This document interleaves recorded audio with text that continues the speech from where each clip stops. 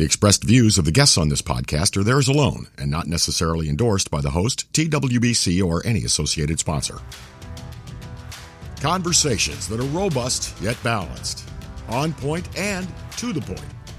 You are listening to the talk of tournament water skiing. This is the TWBC podcast. And now, here's your host, Tony Lightfoot.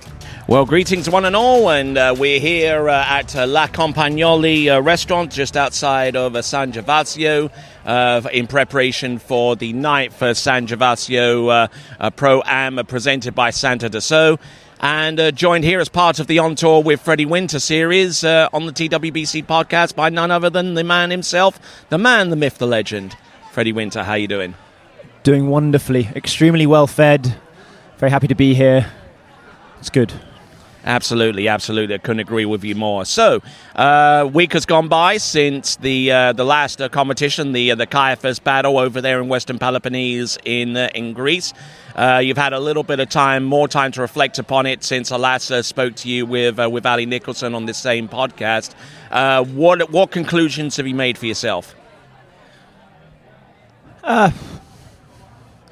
I'd made the conclusions, I think, at the time. I'm happy that I'm skiing some good scores. I was frustrated with the final, but I mean, that's obvious. So, but I'm here, and there's a lot of good skiers. But it's a tournament that I've always enjoyed. The times I've competed in it, I've always done decently well. So let's go. Let's go. I feel a bit more refreshed. It was pretty intense. I mean, we did 18 days of travel. Nothing again compared to these guys come from America, but 18 days in a row. It was all quite intense with a lot of skiing, but I managed to get back to the UK, had a couple of, not so much days off, but days in a more familiar setting, skiing with Steve Glanfield over in Oxford, which is always, it's kind of my oasis, it's like the place where I feel most at home. I did my first goal pass, and I said, man, it's good to be home. And it's funny, Oxford increasingly is my home. I think it's, Swiss ski school over there in America, and with skiing with Ronnie Barton, on Corner Lake on the east side of Orlando. These are the three places where I just feel like this is just the spot that I'm happiest skiing. So that was really nice to do this week.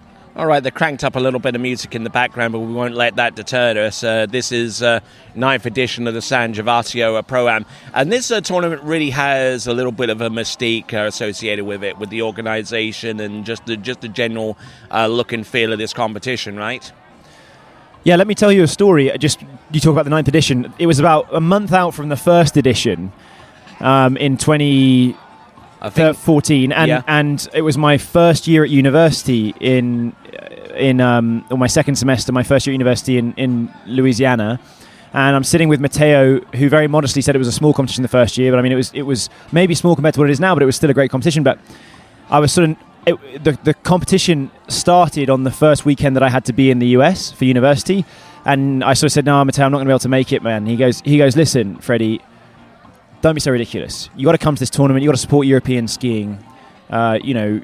He said generously that I was someone that could, push the needle a little bit. I was among the better skiers in Europe, and I could help, make it a successful tournament, and therefore, hopefully build a legacy.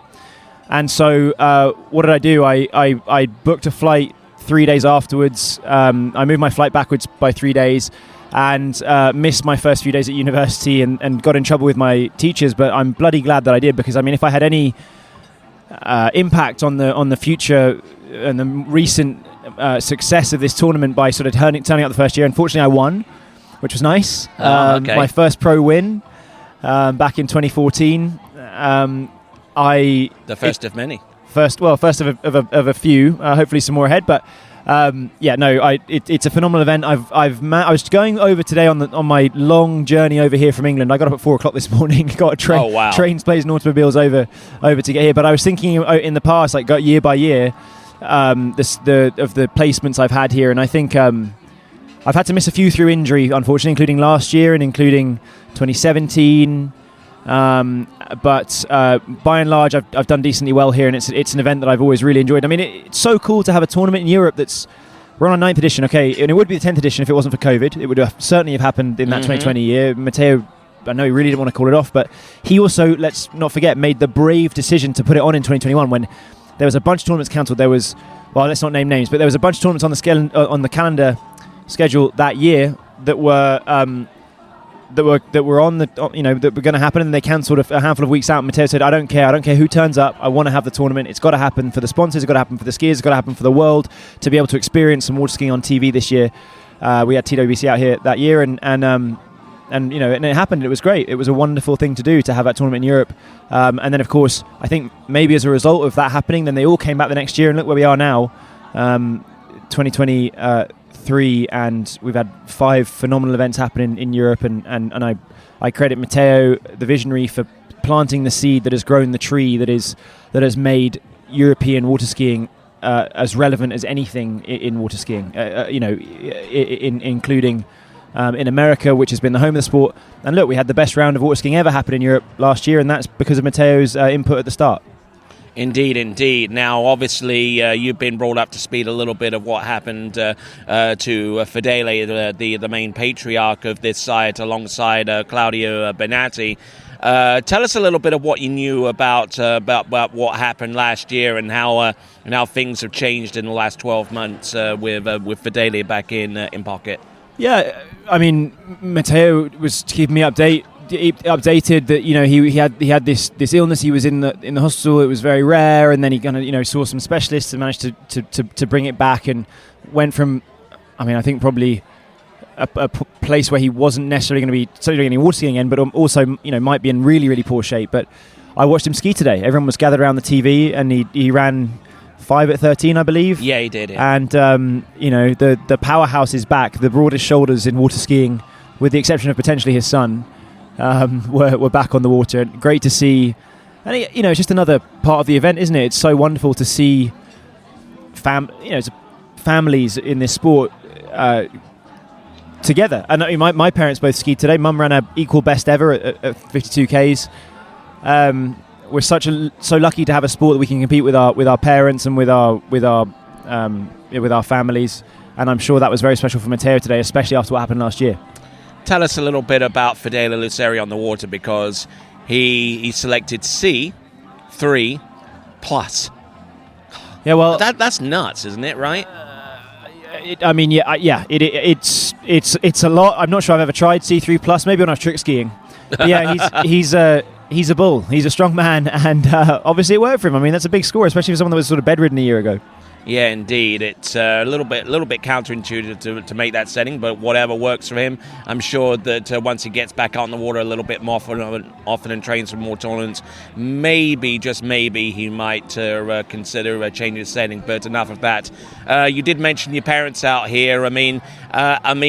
Every set of parents hold a unique responsibility in the success of a skier, and you're no exception. So what is it like to have them out here watching you, supporting you on one of the rare occasions when y'all meet up in the same place at a ski tournament?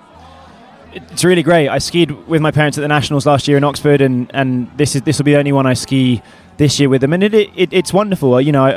My parents were really great growing up because they never really pressured me. I saw a lot of my peers were getting pressure put on them by their parents who weren't really good at skiing themselves. Well, my mum always says that she always wanted me to do well, but she cared almost more about her own skiing than mine, and that was the right way for it to be. I never had excess pressure. I always was sort of nurtured as opposed to pushed, and that definitely allowed me to get the motivation for myself. I was never bribed. I was never promised a new ski if I ran 3 at 16 like some of the people I skied against. It was always just go out there, do your best, and do it because you love it, not because of any sort of reward on the horizon, which, quite frankly, that's stood me pretty well, considering that I'm a professional water skier now, and you've got to do it because you love it, because the rewards are... very few and far between. Well, no, let's not say that. They're getting better, and we're very grateful for all the tournaments and that are happening that put money in our pockets and the sponsors and stuff, but we're not doing this for fame and fortune. So, from day one, because of my parents, my dad and my mum giving me the opportunity to love this sport, and I do love it. I have loved it ever since. It's been my motivation to be more or less where I am now, competing for the biggest events in the world, since I was very young. So very grateful to them, and I really do enjoy the fact that I'm able to ski in a tournament with them. All right, then. You recently jumped on to a new ski. same model, just a different ski, because you noticed that the original one that you skied on in the European portion of this tour kind of got under a little bit of strain and started to show a little bit of wear. As a result of a crash, I must say. I mean, it was totally human error that caused the issue with it. A big crash I had at Monaco, in which Greg Desfond, one of the sponsors here and the organizer of the Monaco tournament, swam out across the lake to stop me from drowning when I was injured. So when I was winded, sorry, and he thought I was injured. But yeah, no, I mean, the ski took a beating, and yeah. All right, so you're on that ski now, and two competitions in. Well, we haven't gone to the second one in yet. But how did you feel after Kayafas? I did Lacanau and Greece on and Kayafas on the new ski. Okay. So yeah, good. I mean, I'm running big scores on it. Do I feel like I still would like to dial it in a little bit more, especially changing boats, changing lakes, all that sort of stuff? It's not so easy. But I don't feel like I'm 100% in tune with it just yet. But I'm getting there, and I think that when I do get there, I'll be hopefully doing better than I have done, which is you've always got to aim for improvement. Okay, I'm sure you set some goals for what you want to achieve during the course of a season, and some people actually set goals for certain points in the season. I don't know whether you're into that at the moment, but how do you feel you've gone so far? We're about halfway through. Well, I looked at it. I don't do that. I don't set goals. I want to win every event. That's the aim. And so I'm 8 events in. Sounds simple, yeah. Yeah, I'm 8 events in. I've been on the podium every time. I've got a third at King of Darkness. I got a second at 5 events, and I got 2 wins. So that's solid. That's solid. That's probably as good of a run as I've put together in terms of high placement. It's like I said to you when we spoke a month ago. I want to turn those seconds into firsts, and then I did. I had 2 wins, fairly narrowly lost at Lacanau, sort of, not a million miles away from first, and then got absolutely destroyed last weekend in Kayafas. But my aim is to be as high as possible all the time, and I'm happy. I mean, I can't complain. I got back to Oxford this week, and Steve, my coach and friend, said to me, "Well, you got to be pretty happy with that." And I said, "Yeah, honestly." For 2 firsts and 2 seconds over those 18 days I was away, I'd have bitten your hand off, quite frankly. Which, yeah, I'm happy about it. But now I've got to keep on moving, and I know that now the problem is, as soon as you do well, you want to stay there, and I want to be winning more and being right at the top as much as possible. Head-to-head format this time around, does that give you cause for concern, or is it's a different format, isn't it? Going to be unpopular here, but I don't love the head-to-heads. I just feel that what people maybe wouldn't realise is that it puts so much pressure on the first day, which is often, I've travelled in and haven't practiced. The first day becomes so important because you really want to be at the very top, so that you can have a higher seeding for the second day. Even if you make the finals in sort of 5th to 7th or 8th place, you're in bad shape. If you tie with someone on the following day, you will go out. So I don't love it. Not to be negative about it, but being honest and straight, I think that straight final format we have is probably what I would choose. But we have to mix it up. We have to have different methods. And we've had during this European Tour of 5, we've had 3 straight finals, and this will be the second head-to-head. We're bookending with head-to-heads. I won the last head-to-head, so I've won head-to-heads before. So let's go do this. All right, then. Thanks a lot, Freddie Winter. We'll wrap this up so you can get some beauty sleep and get ready for your first round tomorrow. It's going to start at 8:30 a.m. On Saturday morning with the Junior Challenge presented by Radar Skis with the juniors and the boys to come afterwards. Then one of women and men. So, any parting comments you would have? No, once again, Tony, happy to see you. Happy that we are going to have the benefit of TWBC coverage. I was sitting next to Jeremy at dinner, and I'll once again make reference to the incredible filming that he did when Whitney won. The sort of happy look on her face that he zoomed in on as she was moving and sinking into the water at the Swiss Pro earlier this year. It was just phenomenal. We're lucky to have that level of broadcast here. One other thing I'll say: there was a chap I met earlier from Switzerland. He came up to me and he said, "Hey, Freddie, you said on the movie that people don't really care." Well, that's not true, because we saw the movie and then we wanted to see the best in Europe, the best skiers come to Europe, and we wanted to come see it. So they travelled from Switzerland to come to this tournament. So in some ways, that movie that film has inspired people to come and watch. And I think that's just so exciting. That's TWBC once again influencing. I'm going to be accused of sucking up to you, but I'm obviously very happy you guys are here.